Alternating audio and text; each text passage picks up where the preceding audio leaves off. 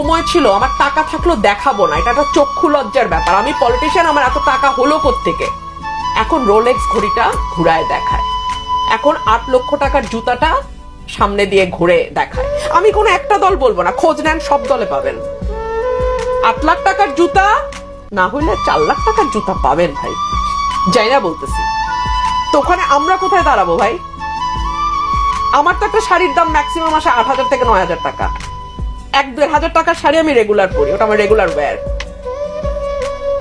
তো যখন আমার দিকে ওরা ভিন্ন চোখে তাকায়, আমি তো বুঝি তাকানোর অর্থ।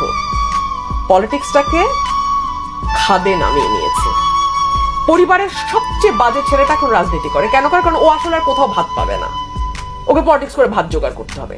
পলিটিক্সের ভাত কিভাবে জোগাড় হয়? দল ক্ষমতায় আসবে, নেতা নেতা নেতা নেতা নেতা। রাজনীতি কিছু বুঝে না, কিন্তু বুঝার দরকারও নাই। নেতা বুঝে, নেতার দরবারে যায়, নেতা যায় বড় নেতার দরবারে, তারপরে যায় তার বড় নেতা। যে কিছু না পায় সে পিএস এর দরবারে যায়। তো পলিটিক্সটা তো আমরা ওই জায়গায় নিয়ে গেছি ভাই।